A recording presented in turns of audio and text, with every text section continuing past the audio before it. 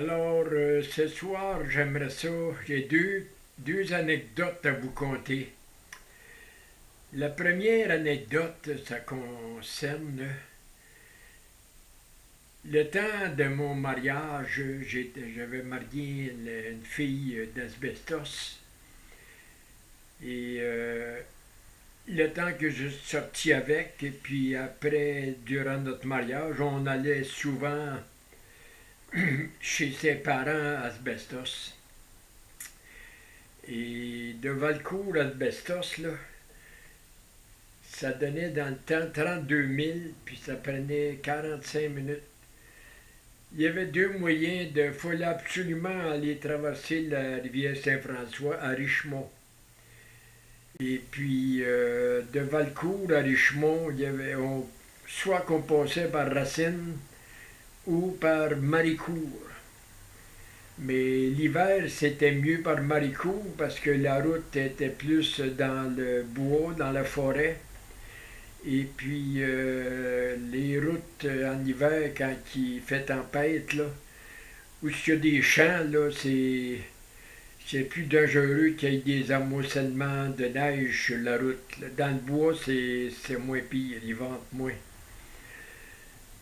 Alors, quand on passait par Maricourt, il y avait un monsieur, un anglophone, qui vendait du gaz à Maricourt. Il y avait comme un petit garage, là, puis son logis était en haut du garage, puis il y avait des pompes, puis il faisait pas je pense, de réparation, mais il vendait de l'essence Texaco.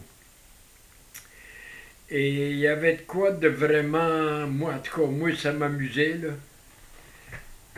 Je le faisais exprès pour arrêter de prendre du gaz là.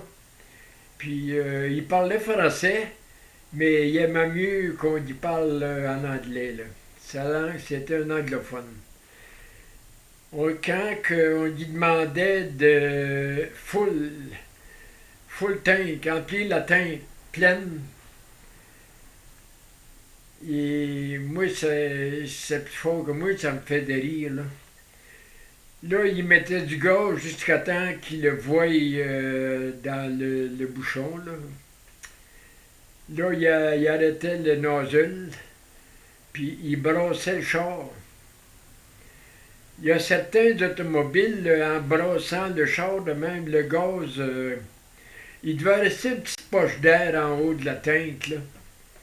Puis en brassant, probablement que la poche d'air diminuait, puis là, après qu'il l'avait brassé, là, il venait à bout d'en mettre pour 3, 4, 5 cents de plus. Il brassait le char de même, sans exagérer, là, 3 fois.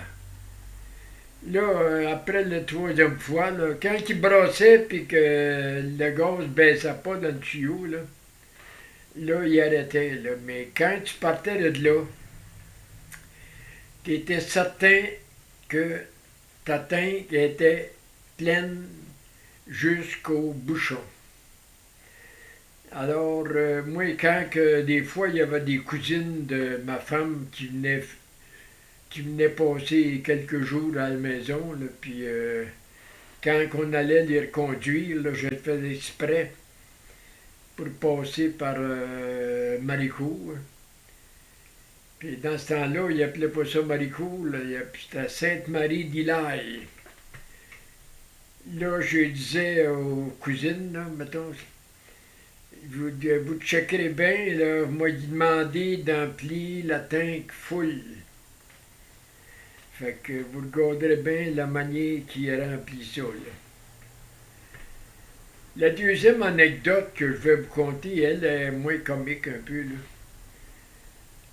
Ça devait se passer vers 1958-59.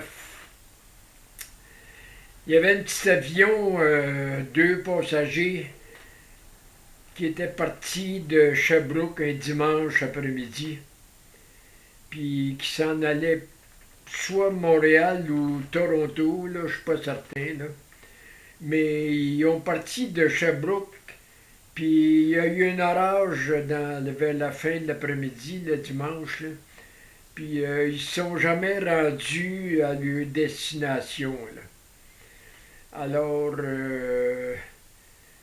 le ministère des Transports avait conclu qu'il s'était écrasé en chemin, mais il ne savait pas où. Dans ce temps-là, il est peut-être moins équipé qu'ils sont à cette heure pour ce genre d'événement-là. Mais en tout cas, de toute façon, il était parti le dimanche, puis je pense qu'ils ont trouvé l'avion, si je me rappelle bien, c'était le jeudi après-midi. Elle était tombée dans l'érablière chez le beau-frère. Moi, j'ai travaillé 6 ans avec Roch Leclerc. On a commencé par Bombardier Limité, puis après ça, on travaillait pour Théophile Bombardier. Il avait tout déménagé l'équipement pour faire les...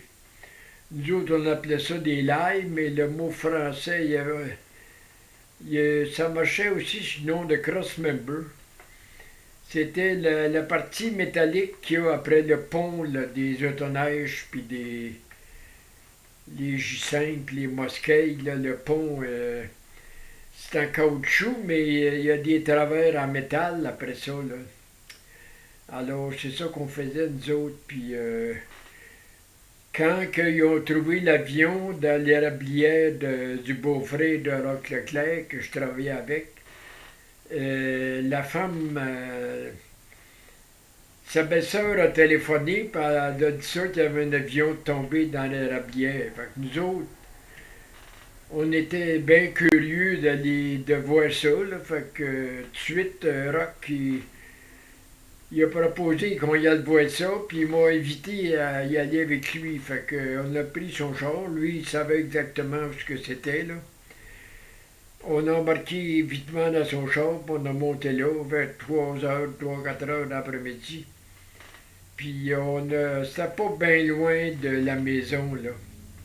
On ne pouvait pas aller jusqu'à dans le bois avec le char, là, mais on y a été à pied, là. Puis là, l'avion, elle avait coupé des branches en s'écrasant, là. La raison exactement pourquoi elle s'est écrasée, là, je l'ai peut-être su dans le temps, mais je m'en souviens plus, là. Puis il y avait 2 personnes, le mari et sa femme, dans l'avion. Le mari, lui, il était pas... nous autres, on n'avait pas été proche de l'avion, là. On avait regardé ça de loin, là. Mais l'avion était tout en débris, puis le siège de la madame, il avait comme sorti du cockpit, là. Puis la madame, il y avait des choses qui étaient déplacées alentour, comme... Il pensait qu'elle avait survécu au moins une journée, peut-être plus, là, avant de mourir. Fait que c'était une scène assez lugubre, là, puis je pense que il avait trouvé ça grâce au chien de la maison, là. Le chien, depuis le dimanche, le chien, il agissait drôlement, là. Il cherchait rien qu'à aller dans l'érablière, là, puis là, à un moment donné, ben, le propriétaire, il a trouvé ça un peu bizarre. Je pense qu'il avait suivi le chien, je sais pas trop, là. Puis le chien s'est aperçu de ça, lui, qu'il y avait de quoi de... Il y avait des personnes décédées dans le bois, là. Fait que je vous laisse avec ça, puis je vais aller mettre ça sur YouTube. Bye!